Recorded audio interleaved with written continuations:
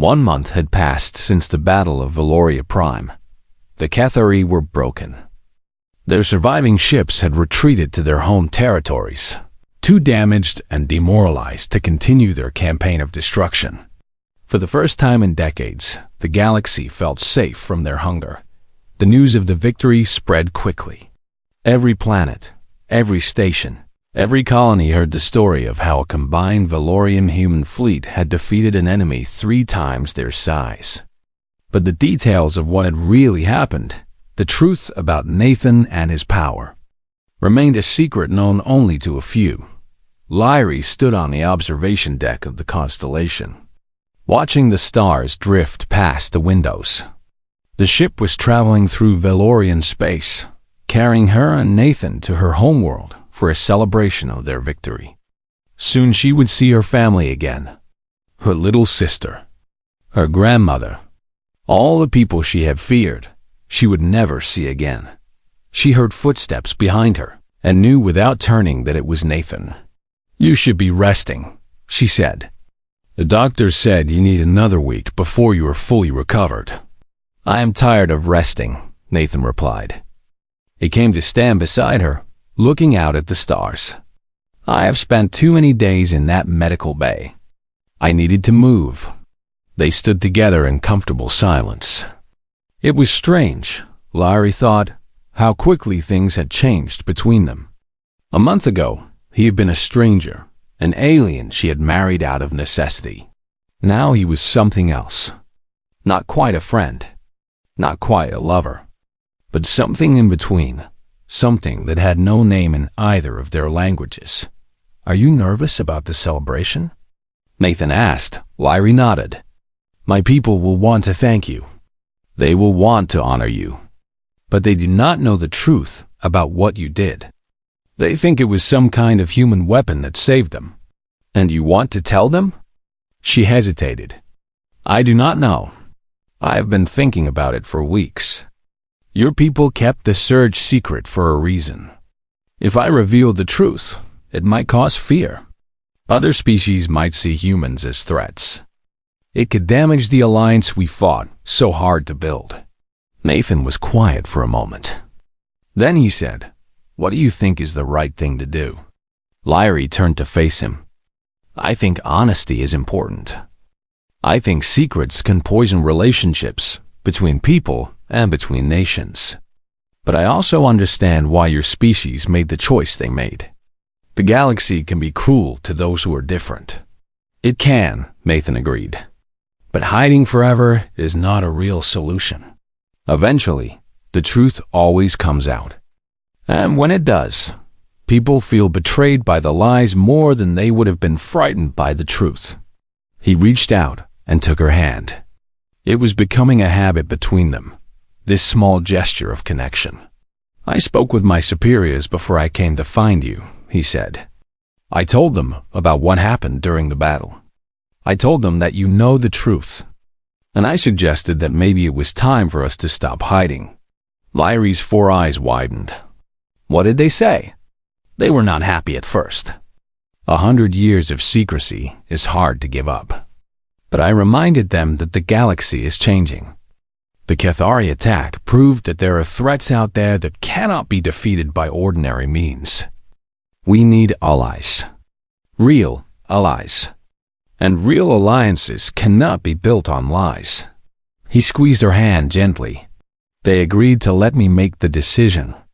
If you think your people should know the truth, I will tell them myself." Lyrie stared at him. This was not what she had expected. She had thought that she would have to argue, to convince, to fight for the right to share this secret with her people. Instead, Nathan was offering it freely. "Why?" she asked. "Why would you trust me with something so important?" Nathan smiled. It was a real smile, warm and genuine, reaching all the way to his green eyes. "Because you sacrificed everything to save your people," he said. "You gave up your freedom, your future, your dreams. You married a stranger from a strange world because it was the only way to protect those you loved. That kind of person does not use secrets as weapons. That kind of person deserves to be trusted. Lyrie felt tears forming in her eyes. She had not cried since she was a child, had trained herself to be strong and steady for the sake of her people. But Nathan's words broke through her walls in a way nothing else had. "I do not know if I deserve such trust," she whispered. "You do," Nathan said firmly. "You are the bravest person I have ever met, and I am honored that you are my wife." The word hung in the air between them. Wife, not partner, not ally. Wife. It was the first time either of them had used that word since the wedding ceremony. Lyrie looked at him, at this strange human who had turned her life upside down. He was not handsome by Valorian standards. He was not powerful in any way she could see. But there was something about him, something in his eyes and his voice and his heart, that made her feel safe in a way she had never felt before. "I have a confession to make," she said quietly. "What is it?" "When I agreed to marry you, I expected to feel trapped. I expected to spend the rest of my life with a stranger, someone I would never love. I accepted that fate because it was necessary. But now," she trailed off, struggling to find the right words. "Now?" Nathan prompted gently. "Now I am not sure anymore. Now I find myself looking forward to seeing you. I find myself wondering what you are thinking. I find myself caring about your happiness in a way that surprises me." Nathan's smile grew wider. "I feel the same way. I thought I was entering a political arrangement, a marriage of duty and nothing more. But you have shown me something different. You have shown me what it means to be truly brave. And somewhere along the way, I started falling in love with you." The words hit Lyrie like a physical force. Love. He loved her. This strange, powerful, impossible human loved her. "I do not know if I love you yet," she said honestly. "But I think I could. I think I want to try. That is all I ask," Nathan said. "We have time. We have the rest of our lives." He pulled her closer, and she let him. She rested her head against his chest, listening to his heartbeat. It was different from a Valorian heartbeat, faster and lighter, but somehow it felt right. "So what happens now?" she asked. "Now we go to your homeworld," Nathan said. "We celebrate the victory. And if you want, we tell your people the truth about what happened. About me. About all of it. And after that? After that, we figure out the future together. The galaxy is vast. There are many more threats out there. Many more peoples who will need protection. We could spend the rest of our lives helping them." Lyrie lifted her head and looked at him. "Together?" "Together," he confirmed. "Not because of our alliance. Not because of our treaty. But because I choose to be with you. Because I believe in what we can build together." She thought about it. A life spent traveling the stars with this man. Fighting against evil. Protecting the innocent. Building something new and beautiful between their peoples. It was not the life she had imagined for herself. But maybe it was better. "I choose that too," she said. "I choose you. Not because I have to. Because I want to." Nathan leaned down and kissed her. It was their first real kiss, not the formal touch they had shared at their wedding, but something real and warm and full of promise when they finally pulled apart. Lyrie was smiling. "The galaxy is going to change," she said. "They are going to learn about humans, about what you can really do." "Yes," Nathan agreed. "And some of them will be afraid. Some of them will hate us. But some of them will see us for what we really are. Protectors, partners, friends." He looked out at the stars, and Lyrie looked with him. "The Valorians sought salvation," he said quietly. "But I think we found something much more important." "What is that?" He turned to her, his green eyes bright with hope. "A future worth fighting for." Lyrie took his hand once more, violet fingers intertwining with pink ones. Two species brought together by war, choosing to stay together by love. The stars stretched out before them, endless and full of possibility. And together, hand in hand, they moved forward into that vast and beautiful unknown. The galaxy would never be the same. But with humans and Valorians standing side by side, it might just become something better, something worth saving. The end. The ships came out of nowhere. Commander Xyleth stood on the bridge of his old transport vessel and watched the enemy fleet appear on his screen. One ship, then two, then 5, then 17. Each one was bigger than anything the Corvani had ever built. Each one had enough weapons to destroy a planet. The Valorians had found them. Again, Xyleth felt his 4 eyes close for a moment. His scales, normally bright blue, turned pale white. This was fear. This was the end. He had known this day would come, but he had hoped for more time. He had hoped for a miracle. Sanctuary station floated in space behind his small fleet of broken transport ships. It was not a military base. It was not a fortress.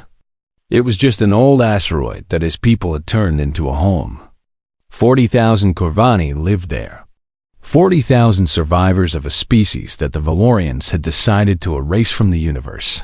3 years ago, the Corvani had lived on 12 different worlds.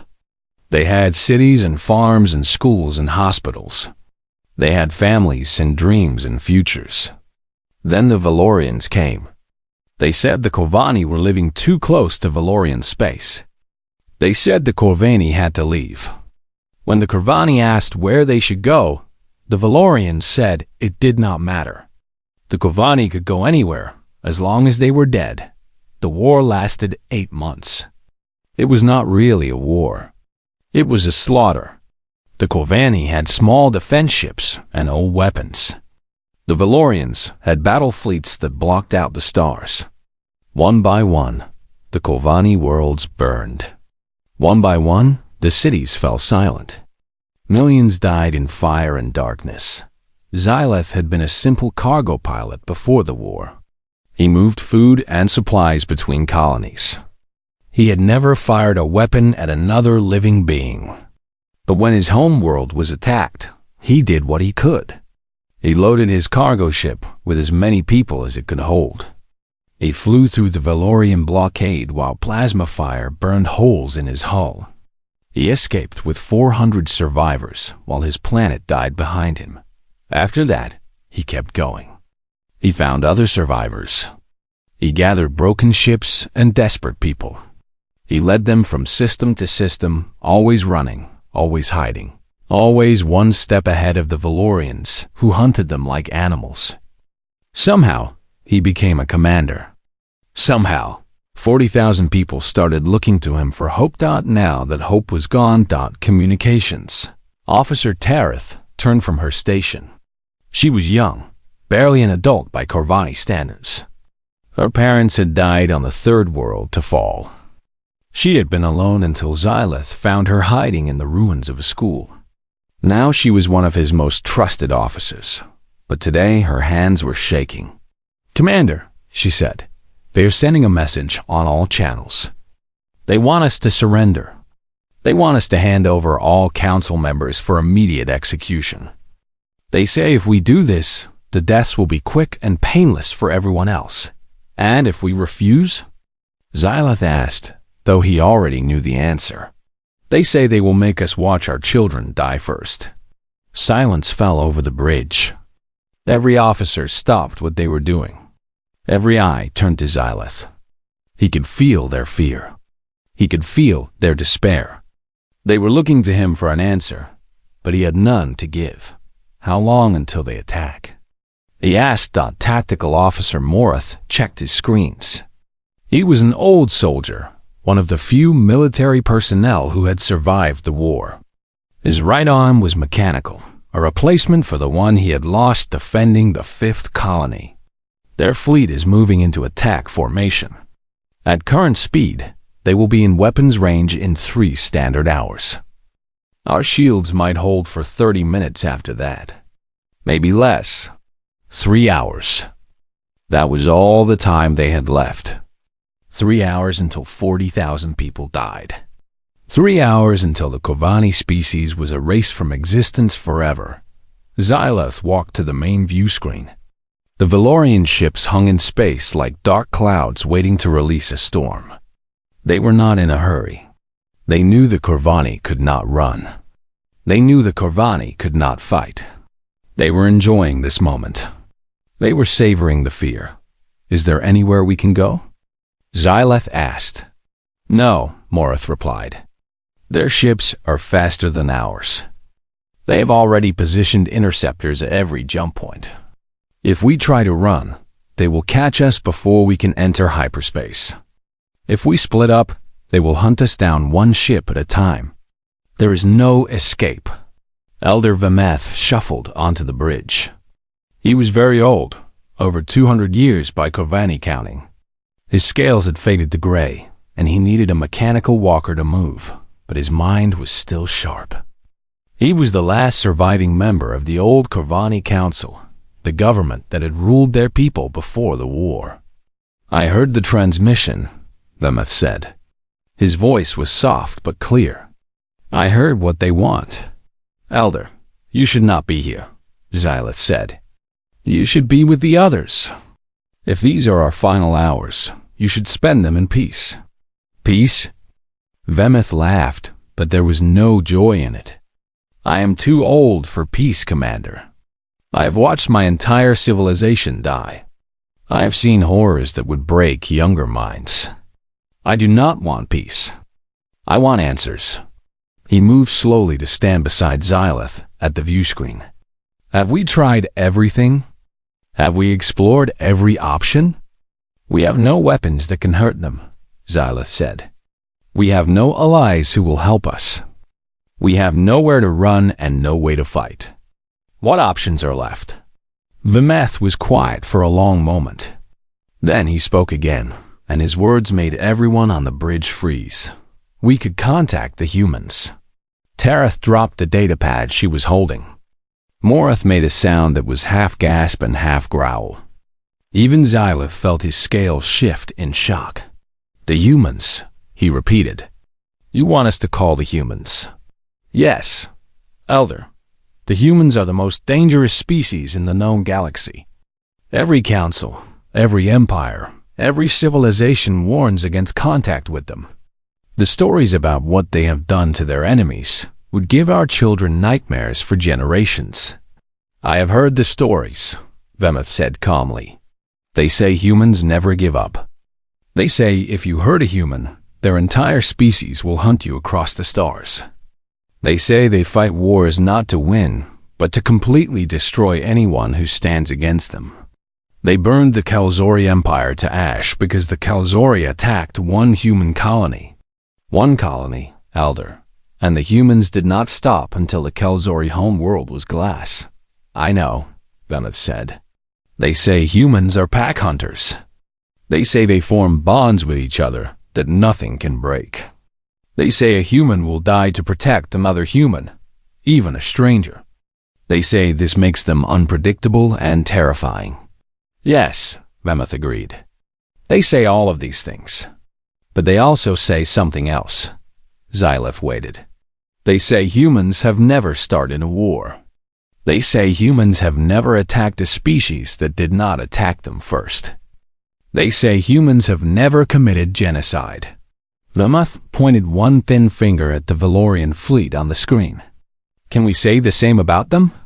But why would the humans help us? We have nothing to offer them. We are poor refugees with no resources and no power. Why would the most dangerous species in the galaxy risk anything for us? Vemeth smiled, and for a moment he looked like the wise leader he had been before the war. Because I have heard one more story about humans. A strange story that does not fit with all the others. I have heard that humans have a concept called compassion. That they sometimes help those who cannot help themselves, asking for nothing in return. That sounds like a fairy tale, Morris said. Perhaps it is, Vemeth admitted. But fairy tales are all we have left. We are going to die in 3 hours, Commander. We are going to die, and our children are going to die, and our entire species is going to vanish from the universe as if we never existed. What harm is there in sending one message? What harm is there in asking? Xyleth looked at his crew. He saw fear in their eyes, but he also saw something else. A tiny spark of hope. A desperate wish that maybe, just maybe, there was still a chance. "Send the message," he ordered. "Tell the humans everything. Tell them who we are and what is happening. Tell them we have no way to repay them. Tell them we are asking for help because we have nowhere else to turn." Tereth began preparing the transmission with shaking hands. "What frequency should I use?" "All of them. Use every human frequency we have on record. Broadcast it as wide and as strong as our equipment allows." The message went out into the void. It was a simple message. It told the story of the Kovanni people. It described the Valorian fleet. It asked for help. It did not demand or beg. It simply asked. When it was done, Xyleth sat down in his command chair and watched the Valorian ships grow larger on his screen. "Now we wait," he said, "and we pray that the stories about human compassion are as true as the stories about human warfare. Because if they are not, then we will all be dead before the stars set." The bridge was silent. The Valorian fleet moved closer, and somewhere in the vast emptiness of space, a desperate cry for help raced toward the most feared species in the known universe. The signal traveled 47 light-years in less than a second. It bounced between relay stations and communication satellites. It crossed empty space and dead systems. It moved faster than any ship could fly, carrying the desperate words of a dying species toward the one hope they had left. Deep Space Monitoring Station Echo 7 was a small outpost on the edge of human territory. It was not an important place. Only 12 people worked there, watching screens and recording signals that mostly turned out to be nothing. The job was boring. The pay was average. The food was bad. Most soldiers considered being assigned to Echo 7 a punishment. Lieutenant Katie Morgan had been there for 6 months. She was 24 years old, with short brown hair and tired eyes. She had joined the United Earth Navy to see the stars and have adventures. Instead, she spent her days in a small room, drinking bad coffee and listening to static. It was just past midnight, station time, when her console started making noise. At first, she thought it was a mistake. Signals like this did not come through Echo 7. Signals like this were not supposed to exist. What the hell? She said to herself, putting down her coffee cup. The message was in Galactic Standard, the common language used by most species in the galaxy. It was badly spoken, with strange sounds and wrong words, but the meaning was clear.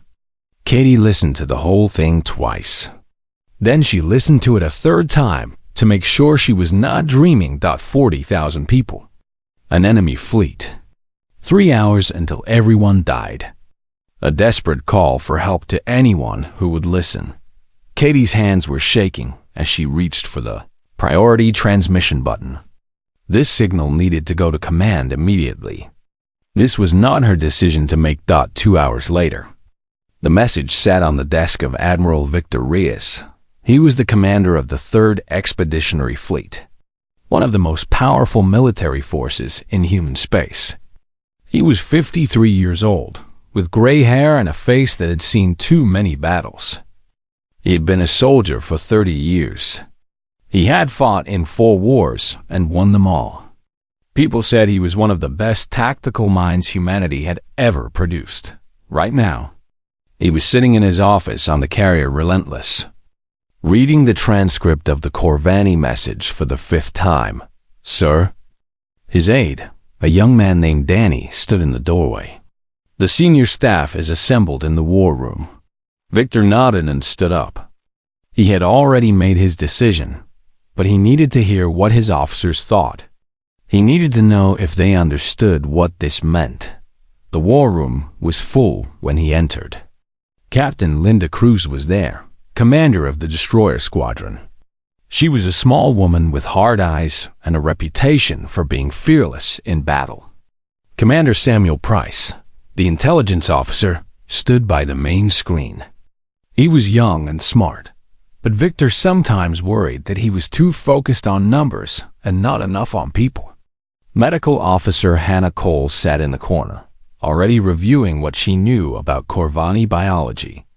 A dozen other officers filled the remaining seats. "You have all read the message," Victor said.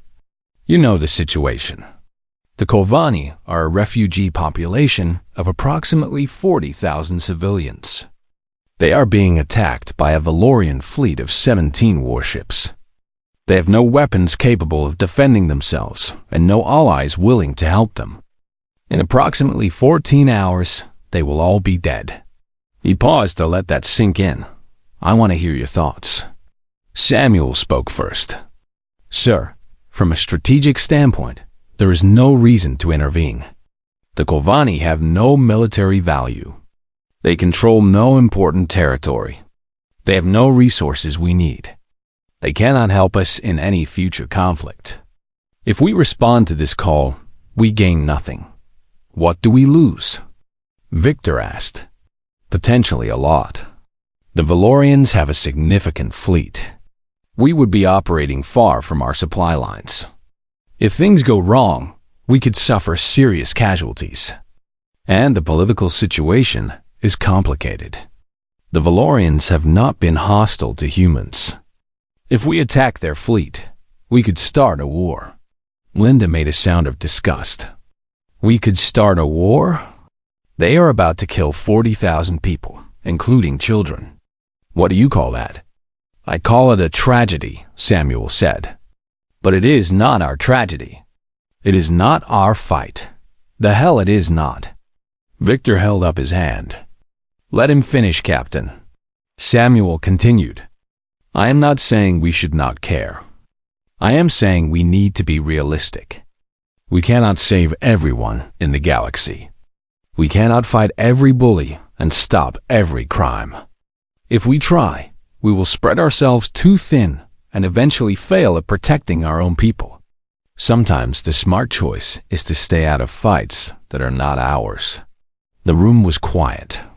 Victor knew many of his officers agreed with Samuel. It was the logical position. It was the safe position. It was the kind of thinking that kept empires strong and soldiers alive, but it was also, in Victor's opinion, completely wrong. "Let me tell you a story," he said. "When I was 10 years old, my grandfather took me fishing on a lake near our home. We were out in a small boat when we heard screaming. Another boat had flipped over, and 2 children were in the water. They could not swim. They were drowning.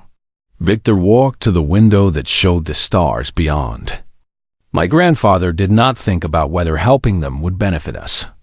He did not calculate the risks or consider the political implications.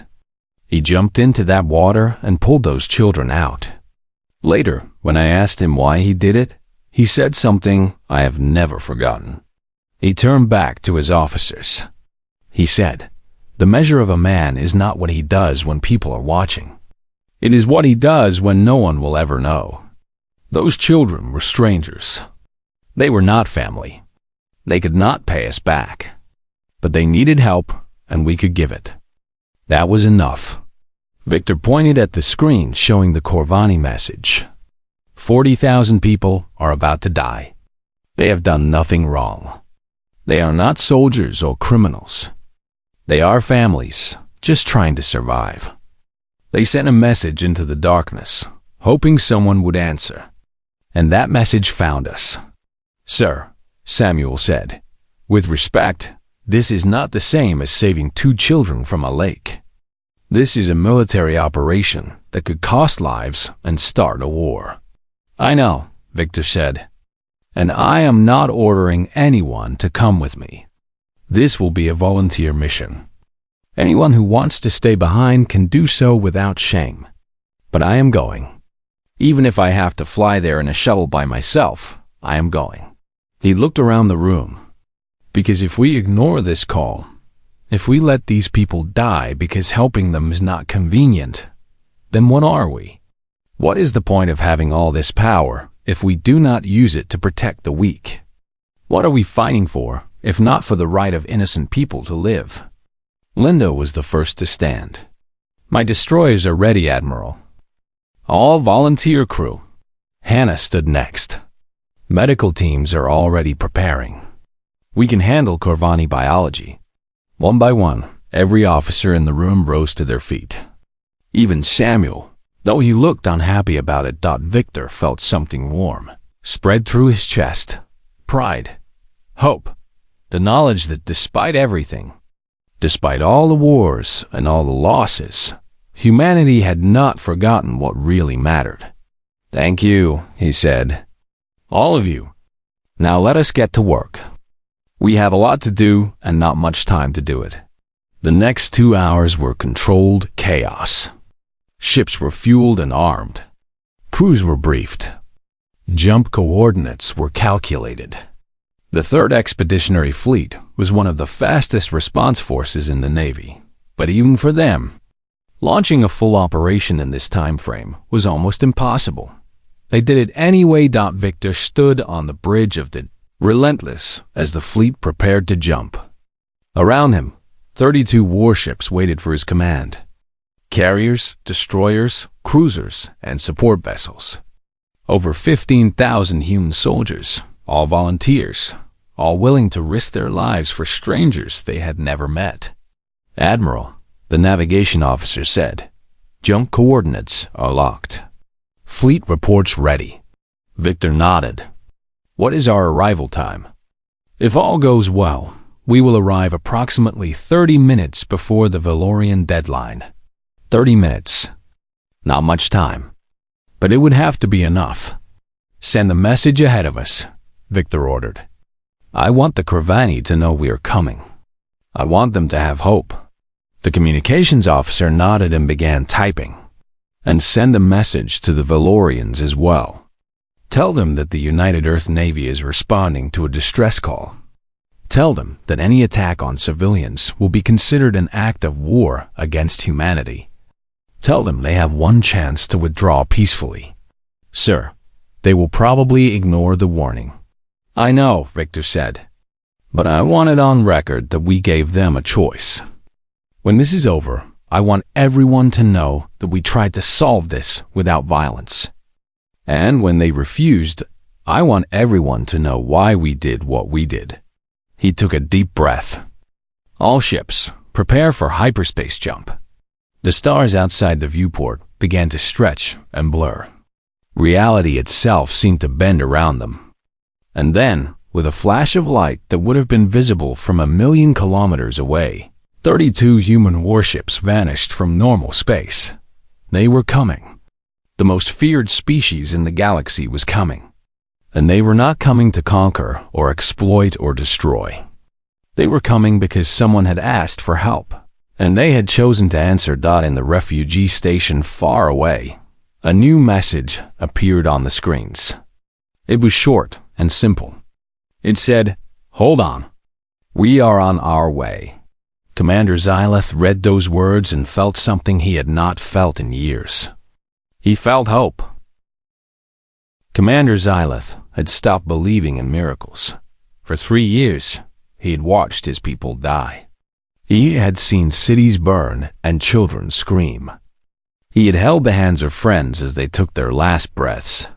He had buried so many bodies that he had lost count. Miracles were for stories. Miracles were for people who had not seen what he had seen. But when the message came through on his screen, those 7 simple words, something inside him broke. Not in a bad way. It broke like ice breaking on a frozen river when spring finally comes. It broke and let something warm flow through. "Hold on. We are on our way. Commander." Tareth's voice was shaking. "Is this real? Is this really happening?" Xyleth read the message again. And again. He checked the frequency codes. He verified the encryption signatures. Everything matched. This was a real message from the United Earth Navy. "It is real," he said. "The humans are coming." The bridge erupted. Officers who had been preparing to die started crying. Some fell to their knees. Others grabbed each other in tight embraces. These were beings who had accepted death, and now suddenly, impossibly, they had been given a reason to live. How long? Morith asked, his voice rough with emotion. "How long until they arrive?" Xylith checked the calculations attached to the message. "They say approximately 3 hours. Maybe less if conditions are good. The Valorians will attack before then. Their deadline is in 2 hours. I know. We need to buy time." Xylith stood up from his chair. His mind was racing. They could not fight the Valorians, but maybe they did not need to fight. Maybe they just needed to delay. 2 hours. They needed to survive for 2 more hours. "Open a channel to the Valorian fleet," he ordered.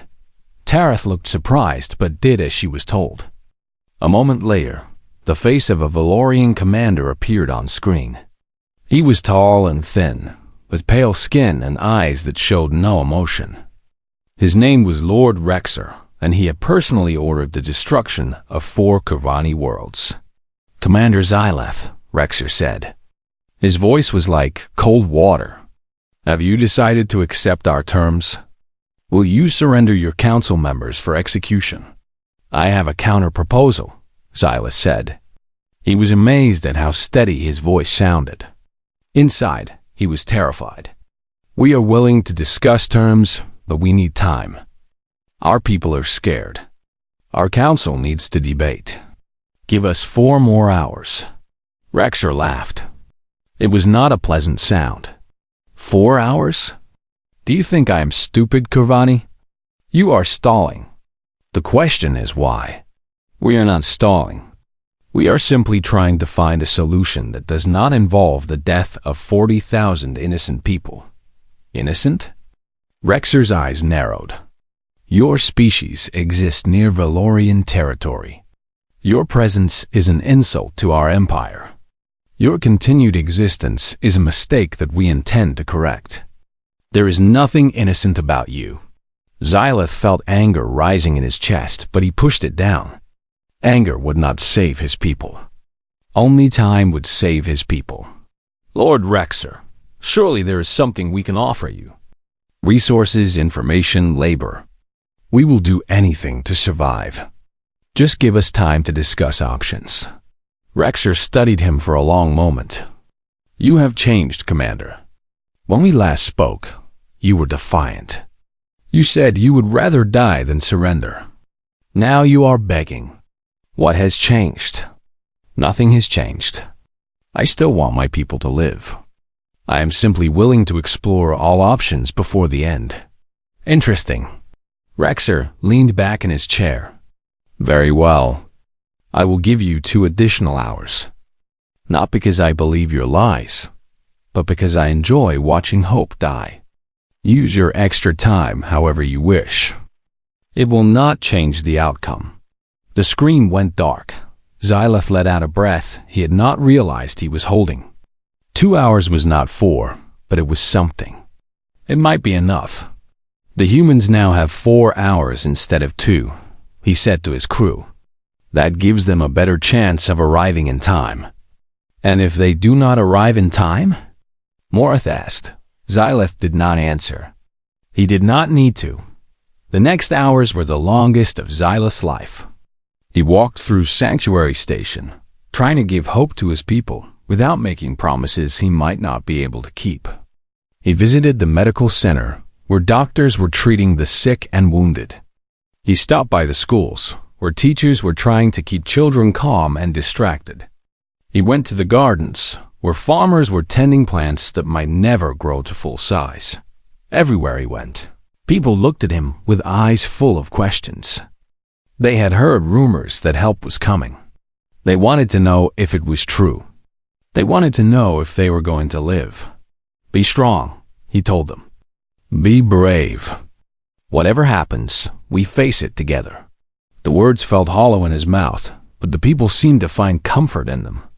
That was something. At least 1 hour passed. Then another.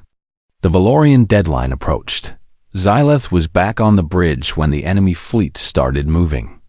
On the view screen, he could see their ships changing formation. They were getting ready to attack. "Commander," Taris said, "Lord Rexer is hailing us. Put him through." Rexer's face appeared on screen. He was smiling now, a thin and cruel smile that made Xyleth's scales crawl. "Your time is up, Commander. I gave you 4 hours, as requested. Now it is time to die. Lord Rexer, please. Just a little more time. Just 1 more hour. 1 more hour?" Rexer laughed again. "And then you will ask for another hour and another after that." "No, Commander. The game is over. Your species ends today." The screen went dark again. On the tactical display, Xyleth could see the Valorian ships beginning their attack run. In minutes, they would be in weapons range. In minutes, the bombardment would begin. "How long until the humans arrive?" he asked. "Unknown," Morith replied. Their message said 3 hours, but hyperspace travel is not exact. They could be here in 30 minutes. They could be here in 2 hours. There is no way to know. Xyleth closed his 4 eyes. He had done everything he could. He had bought as much time as possible. Now all he could do was wait and hope. "All hands," he said over the station-wide communication system. "This is Commander Xyleth. The Valorian fleet is about to attack. I want everyone to move to the inner shelters. Families, stay together. Help the old and the young. Whatever happens in the next few minutes, know that you are not alone. Know that I am proud of every single one of you. And know that help is on the way." He paused, trying to find the right words. "I do not know if we will survive this day. I do not know what the future holds. But I know that we have faced impossible odds before, and we are still here. I know that our spirit cannot be broken, even when our bodies can. And I know that somewhere out there, in the darkness between the stars, people we have never met are racing to save us. Not because we can pay them, not because we are useful to them, but simply because we asked for help." He took a deep breath. "That is something worth believing in. That is something worth fighting for. So hold on, my people. Hold on just a little longer. Help is coming." The first Valorian weapons hit the outer shields at exactly 14:47 station time. The whole structure shook. Lights flickered. Alarms began to scream. Xyleth watched his tactical display as the Valorian fleet poured fire into their defenses. The shields were holding, but barely. Each hit weakened them a little more. In 30 minutes, maybe less, they would fail completely. "Commander!" Tarith suddenly shouted. "Hyperspace signatures. Massive hyperspace signatures."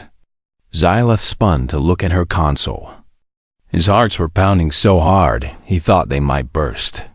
"Where?" "Everywhere. They are appearing all around us." On the view screen, space itself seemed to tear open. Blue-white rifts appeared out of nowhere, growing larger and brighter with each passing second. And from those rifts, ships began to emerge. They were not like any ships Xyleth had ever seen. They were not elegant or graceful.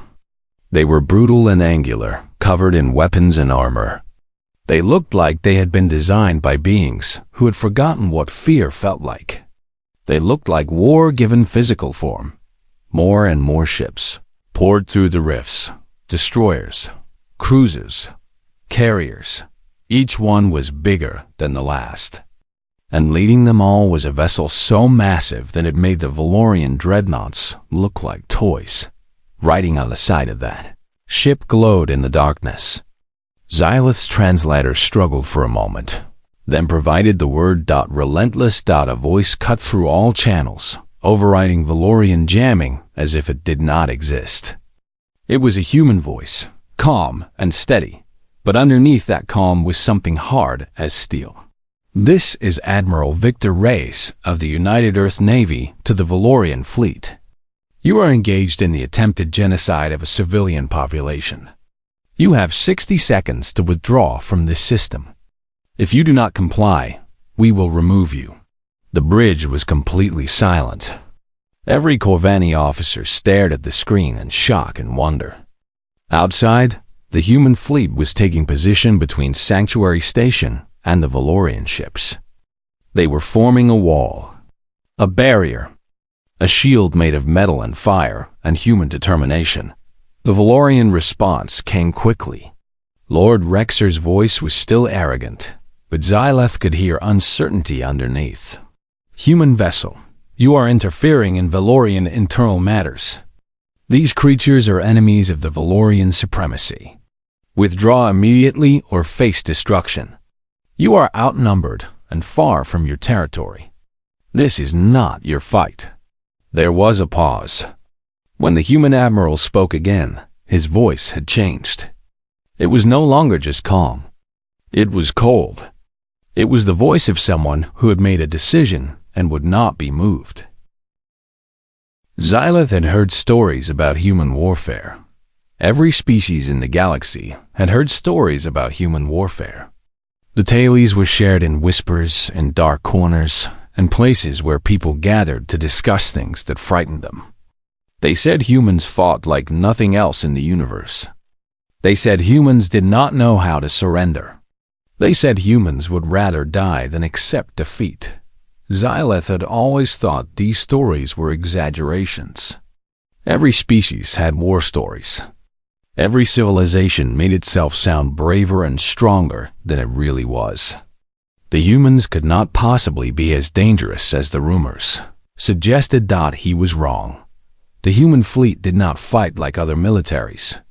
They did not probe for weaknesses or test enemy defenses. They did not try to find the easiest targets or the safest angles of attack.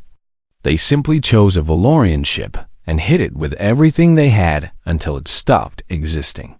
The first Valorian dreadnought exploded 43 seconds after the battle began. One moment it was there, a massive warship that had helped destroy 4 Cavani worlds. The next moment it was an expanding cloud of fire and debris. How? Morith whispered. How is that possible?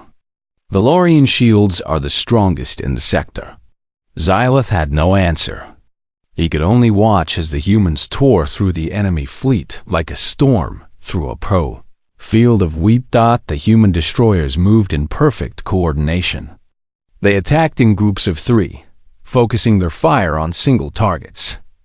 Their missiles seemed to know exactly where to strike, finding weak points in Valorian armor that no scanner should have been able to detect. Their energy weapons burned through shields like they were made of paper, but it was not just their technology that made them terrifying. It was the way they fought. There was no hesitation in their movements. No doubt. No fear. They advanced into enemy fire without flinching. When one human ship took damage, the others did not retreat. They moved closer, protecting their wounded companion while continuing to attack. 3 more Valorian ships died in the first minute. Then 2 more. Then 3 more. The Valorian formation, so confident just moments ago, began to fall apart. They are trying to regroup, Morith reported. The Valorians are pulling back to the system edge. On the view screen, Xyleth could see the enemy fleet scattering. Ships that had been ready to slaughter his people were now running for their lives. The hunters had become the prey. The humans are pursuing, Tereth said. Their destroyers are chasing the retreating Valorians. They are not letting them escape. Xyleth watched as human ships hunted down fleeing enemy vessels. One by one, the Valorian ships were caught and destroyed. There was no mercy in it. No hesitation. Just cold, efficient destruction. Part of Xyleth was horrified. He had never seen such violence, such overwhelming force. Even the Valorians, for all their cruelty, had never fought with this kind of brutal efficiency. but another part of him, a part he was not proud of, felt something else. Satisfaction. Justice. For 3 years, his people had been hunted and killed. For 3 years, they had been helpless. Now, finally, someone was fighting back. Now, finally, the ones who had caused so much pain were learning what it felt like to be afraid. The battle lasted less than 15 minutes. When it was over, 12 Valorian warships had been destroyed. 5 had managed to escape into hyperspace, damaged and fleeing. The human fleet had lost 1 destroyer, damaged beyond repair, but with most of its crew rescued by nearby vessels, not 1 ship. The humans had lost 1 ship while defeating a fleet that should have been able to destroy them. Twice over, Xylith's communication console crackled. A human face appeared on screen. It was an older man with gray hair and tired eyes, but he was smiling. It was a warm smile, not the cruel smile that Lord Rexer had worn. This smile had kindness in it. Sanctuary Station. This is Admiral Victor Reyes. The Valorian fleet has been neutralized. You are safe now. We are sending medical ships and supply vessels to your position. Is there anything you need immediately? Xylith tried to speak. His mouth opened, but no words came out. Around him, his bridge crew were crying. Some had collapsed at their stations. Others were holding each other.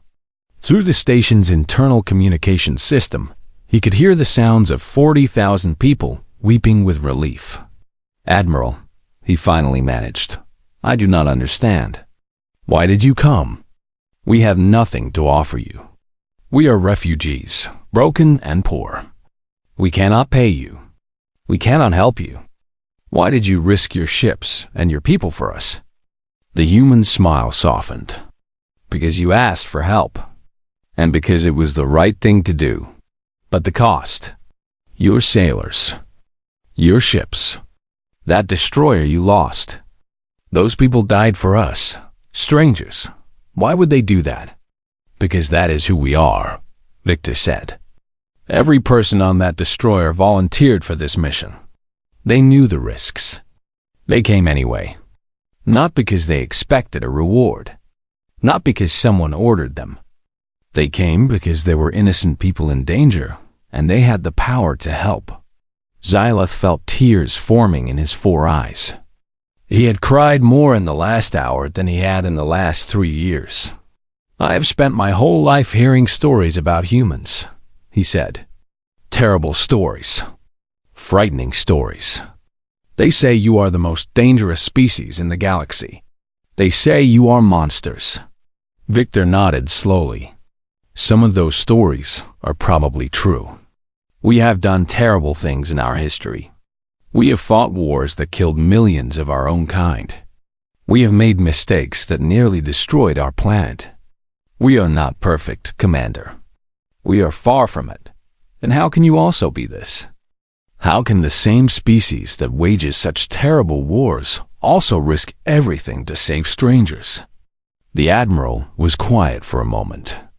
When he spoke again, his voice was thoughtful. I think it is because we understand both sides of the coin. We know what darkness looks like because we have lived in it. We know what cruelty feels like because we have been both the victims and the perpetrators. And because we know these things, we have learned to value the opposite. We value kindness because we know how rare it is. We value mercy because we know what a world without mercy looks like. He leaned forward slightly. The stories about human warfare are true, Commander. When someone attacks us, when someone threatens the innocent, we respond with everything we have. We do not stop. We do not give up. We fight until the threat is eliminated, no matter what it costs. But the stories about human compassion are also true. We help those who cannot help themselves. We protect those who have no one else to protect them. We do this not because we expect something in return, but because we believe it is the right thing to do. Xylith shook his head slowly. I do not understand how both things can be true at the same time. Victor laughed softly. Neither do we, most of the time. Humans are complicated creatures, Commander. We are capable of great evil and great good, sometimes in the same day. But I like to think that our better nature wins out more often than not. I like to think that when the universe looks at humanity, it sees people who chose to answer a call for help, not people who turned away. The communication channel stayed open as human ships began docking with Sanctuary Station. Xylith watched through the viewports as strange, small figures in spacesuits floated across to the airlocks. They were so different from Corvani. 2 eyes instead of 4. Smooth skin instead of scales. Smaller and seemingly weaker than any species Xylith had ever seen. And yet they had just defeated one of the most powerful fleets in the sector. The first humans to enter the station were medical personnel. They carried supplies and equipment that Xylith did not recognize. Their leader was a woman with dark skin and a gentle voice.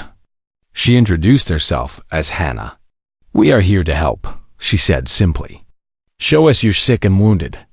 We have doctors who have been studying Corvani biology during the journey. We may not know everything, but we will do our best." Over the next several hours, Xylith watched as humans spread throughout his station. Doctors treated patients who had been suffering for years without proper care. Engineers began repairing damage to the structure that the Corvani had never had the resources to fix. Soldiers stood guard at important locations, protecting the station from any threat. But it was the small things that surprised Xylith the most. He saw a human marine playing with Corvani children, making funny faces and strange sounds that had them laughing for the first time in years. He saw a human cook learning Corvani recipes so that he could prepare familiar food for the refugees. He saw human soldiers carrying elderly Corvani who could not walk, treating them with gentleness and respect. These were the monsters that the galaxy feared. Late that night, Xylith found Admiral Victor sitting alone in an observation lounge, looking out at the stars. The human had a cup of something hot in his hands. He looked tired but peaceful. "May I join you?" Xylith asked. Victor gestured to the seat beside him. "Please." They sat in silence for a long moment, watching the stars together. Somewhere out there, the surviving Valorians were fleeing back to their empire. Somewhere out there, the news of this day was spreading across the galaxy. Things would never be the same. "Thank you," Xylith finally said. "I do not know how to ever repay what you have done." Victor shook his head. "You do not have to repay anything. That is not why we came." "I know. That is what makes it so remarkable." Xylith turned to face the human. "I spent years believing that the universe was a dark and cruel